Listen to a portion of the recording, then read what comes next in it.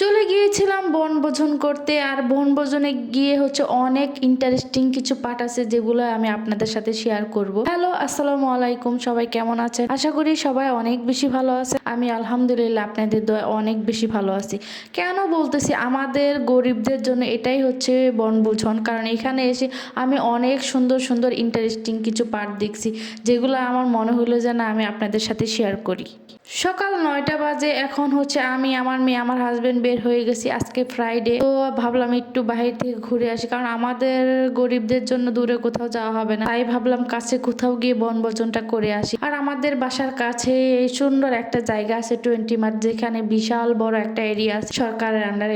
এখানে অনেক রকমের গাছপালা, অনেক কিছু পাওয়া যায়। বাট এটার ভিতরে অনেক সুন্দর সুন্দর পুকুর আছে, মাছ আছে, সবকিছু দেখা যায়। তো এই জন্য আমার মনে হলো যে না, এটাকে বনভোজন বললে ভালো হবে, কারণ এটা আসলে বনভোজনের মতনই। এই তো আমরা রাস্তা দিয়ে যাচ্ছিলাম, এখানে এসে আমি অনেক কিছু হচ্ছে একদম গ্রামের মতো মনে হয়। পরিবেশটা এত সুন্দর, দেখলেই মনে হয় আমি আমার গ্রামে চলে, কারণ আমার গ্রামটাও দেখতে ঠিক এরকমই। এত সুন্দর লাগে, এত ভালো লাগে, মনে হয় যে অনেক দিন পর খোলা আকাশের নিচে আসলাম। আর এখানে এক হই হুল্লো, অনেক মানুষ থাকে অলওয়েজ, কারণ মানুষেরা হচ্ছে যে এখানে খেলার জন্য। আর এই মাঠটা বিশাল বড় এরিয়া নিয়ে হচ্ছে করা হয়েছে। আর বিশাল বড় এরিয়া নিয়ে করা হয়েছে, দেখতেও কিন্তু অনেক বেশি।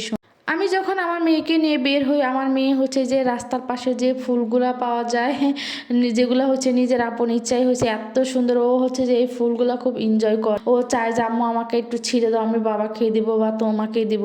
ও এত বেশি আসলে এগুলা মনোযোগ সহকারে দেখে। এখানে একটা ফুল দেখে হচ্ছে আমাদের বাসার যাওয়ার সময় হয়ে গেছিল, আমরা বাসায় চলে যাচ্ছিলাম, কিন্তু আমার মেয়েকে দেখেন, ও একদমই যাইতে চাচ্ছিল না। ও বারবার শুধু আমাকে বলতেছে আম্মু আমি বাসায় যাব না, আর কিছুক্ষণ থাকি না। কিন্তু কি করব, বাসায় মেহমান আসবে, যার জন্য অনেক আর্লি যাইতেই হয়। তো আমি আমার মেয়েকে এই ফুলটা ছিঁড়ে দিচ্ছিলাম। ও এত বেশি খুশি হয় এই ফুলগুলো পেয়ে। এটা হচ্ছে আপন ইচ্ছায় কত সুন্দরভাবে হয়ে আছে, তাই না? যাই হোক, আজকের ভিডিওটা এই পর্যন্তই। সবাই ভালো থাকবেন, সুস্থ থাকবেন। দেখা হবে নেক্সট কোনো ভিডিওতে।